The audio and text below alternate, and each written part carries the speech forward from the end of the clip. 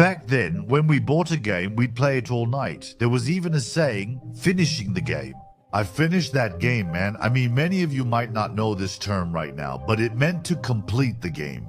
Yeah, when we finished the game, we really felt proud and completely satisfied. Now, we just play every game a little and then give up, right?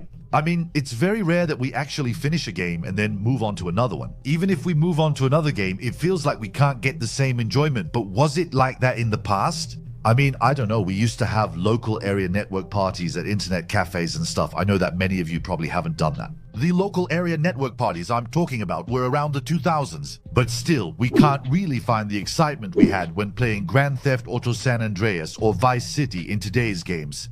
Most people might answer this by saying, as we get older, that childhood excitement inside us fades away. So, we can't always feel that childlike excitement when trying new games. So, games don't give us as much joy as they used to. Yes, that's partly true, but there are other reasons as well.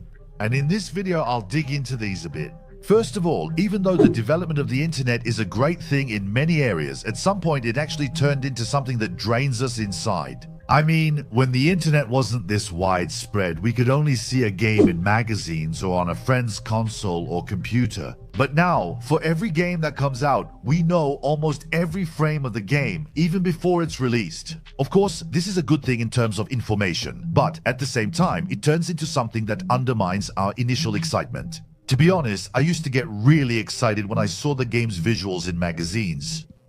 I mean, I used to feel an urge to play that game as soon as possible. Nowadays, I experience this feeling much more rarely, because when I look at a newly released game, it's almost like I've already finished it.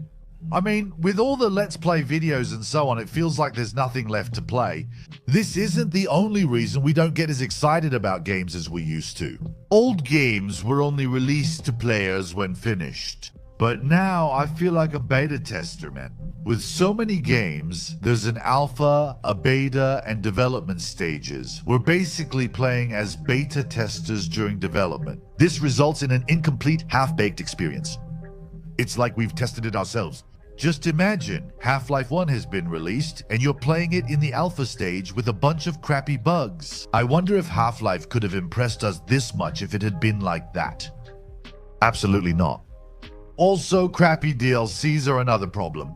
I mean, nowadays, most games focus more on DLCs than the main story experience. So if you really want to finish this game or fully experience it, you have to buy the DLCs too, right? In the past, DLCs expanded the game's universe. DLCs used to be so solid they could take the game in completely different directions from the main experience. And of course, we would reach full satisfaction as well. But now, almost everything that should be in the main game is being offered with these crappy DLCs. The main game feels incomplete and only finished after adding these DLCs. This also makes it incredibly hard for us to enjoy new games in today's gaming world. Honestly, the fact that the AAA game industry has reached a point that's far from creativity and just plain ridiculous also plays a role in this situation. So now, that old creative and gamer spirit isn't in big games anymore, it's mostly in indie games. Indie games are released by staying more true to this spirit. So in my opinion, once companies become giants, they start to lose sight at some point and begin to see games purely from a commercial perspective. Bullshit loot boxes, microtransactions, ridiculous commercial concerns. They started releasing games that completely strip away the soul of the game and turn it into a money-making machine. In this situation, it means that gamers like us end up losing our enjoyment as well. So, why do you think games like Hollow Knight, Hades, and Stardew Valley are more enjoyable than many other games? Because these kinds of games are made more with a gamer's spirit. That's the only explanation. And of course, age. So does this have no effect at all? Of course it does. Back when we were kids, we could look at games with more pure feelings. But now, because of our wonderful economy and the responsibilities on our shoulders, unfortunately none of us have that innocence left, right? So as we get older, at some point we face the harsh realities of life even more. You once played games without worrying about rejection or work and school pressures. But now, a lot of complex emotions are involved, aren't they? So, as we get older, the longing for the past increases because we used to have a simpler mindset back then. But now, we're struggling with anxiety attacks and trying to get through the day with a ton of worries. Just making it home without getting stabbed on the street, just finishing the day, is a big stroke of luck. We're basically living by the law of the jungle. It's a constant struggle for survival and all that. I mean, it's just constant uncertainty. As we get older, our focus shifts from our inner world to more outward problems. And so we can't look at games the same way we used to. But as a 44-year-old gamer who still tries to enjoy games, I'm gonna give you a friendly piece of advice. These problems, these struggles, this fight for survival will never end until the end of our lives. Let's make a note of this. We'll always have heavy responsibilities in our lives, and we'll never be able to go back to our childhood. That's a fact.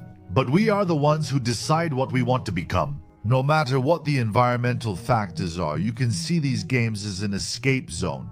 This video serves as an escape from all those annoying things I mentioned. It's totally up to you to be yourself and experience the world of that game. After all, that's what games are for, right? Doing things we can't in real life. Even now, some games are still made with that old passion. And they're all there waiting to give us a different kind of enjoyment. If you're a good observer, you can probably already notice these things. So instead of saying it's too late for us, it would be much better to try to join in this enjoyment. The child inside you is always there somewhere. And remember, age is just a number. Never lose the child inside you.